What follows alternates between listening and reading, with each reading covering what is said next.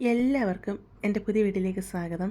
ഇന്ന് ഞാൻ ഇവിടെ തയ്യാറാക്കാൻ പോകുന്നത് നമ്മൾ ദോശ ഇഡ്ഡലിയൊക്കെ ഉണ്ടാക്കി കഴിഞ്ഞാൽ മാവ് അധികം വരത്തില്ലേ, അത് വെച്ച് അടിപൊളി ഒരു സ്നാക്കാണ് കേട്ടോ. അപ്പോൾ ദോശ ഇഡ്ഡലിയൊക്കെ കഴിക്കാത്ത കുട്ടികൾക്ക് ഇങ്ങനെ ഉണ്ടാക്കി കൊടുത്താൽ അവർ നല്ലതായിട്ട് കഴിച്ചോളും. നല്ല ടേസ്റ്റാണ്.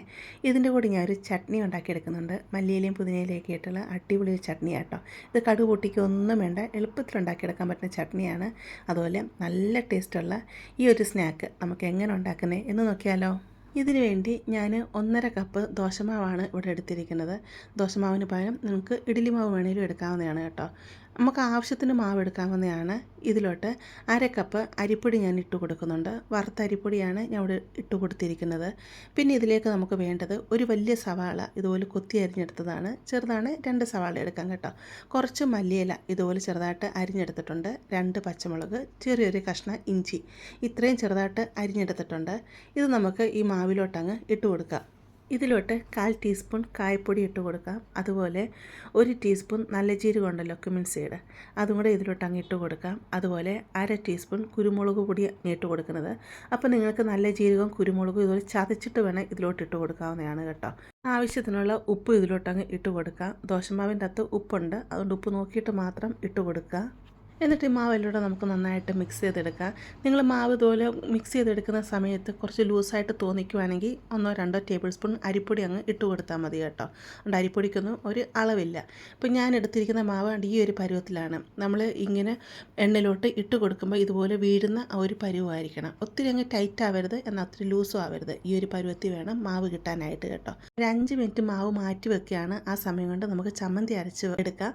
5 മിനിറ്റ് മാവ് മാറ്റി വെക്കേണ്ട ആവശ്യമില്ല കേട്ടോ. നിങ്ങൾക്ക് ഇത് മിക്സ് ചെയ്ത് അന്നേരം തന്നെ ഉണ്ടാക്കിയെടുക്കാവുന്നതാണ്.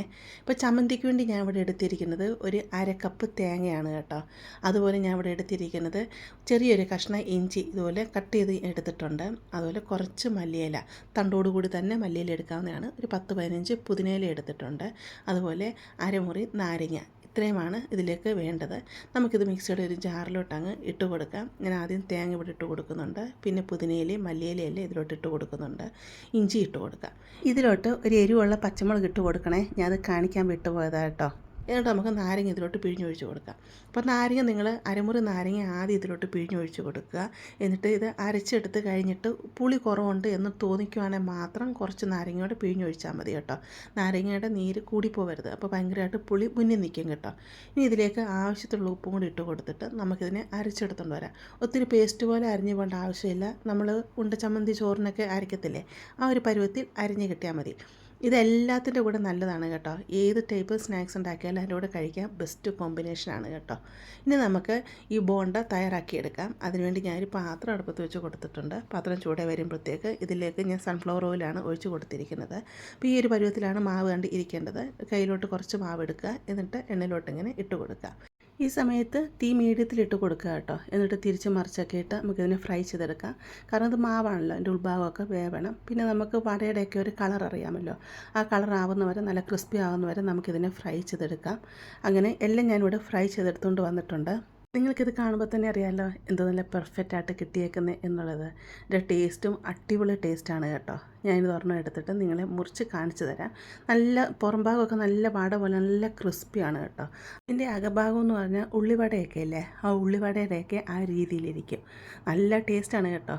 പ്രത്യേകിച്ച് ഈ ചമ്മന്തിയും കൂടെ കൂട്ടി കഴിക്കാനായിട്ട് ബെസ്റ്റ് കോമ്പിനേഷനാണ്. നിങ്ങൾ അധികം മാവ് ഇതുപോലെ ദോശമാവ് ഇഡ്ഡലി മാവ് വരുമ്പോൾ നിങ്ങളൊരു പ്രാവശ്യം എന്തെങ്കിലും ഇങ്ങനെ ഒന്ന് ഉണ്ടാക്കി നോക്കുക. കുട്ടികൾക്കാണേലും വലിയവർക്കും ഒരുപാട് ഇഷ്ടപ്പെടും. ഇഷ്ടപ്പെടുവാണെങ്കിൽ ചാനലൊന്ന് സബ്സ്ക്രൈബ് ചെയ്ത് സപ്പോർട്ട് ചെയ്യുക. അതുപോലെ ലൈക്ക് ചെയ്യുക. നിങ്ങളുടെ ഫാമിലിയോട്ട് ഫ്രണ്ട്സിലോട്ടൊക്കെ ഷെയർ ചെയ്ത് കൊടുക്കുക കേട്ടോ.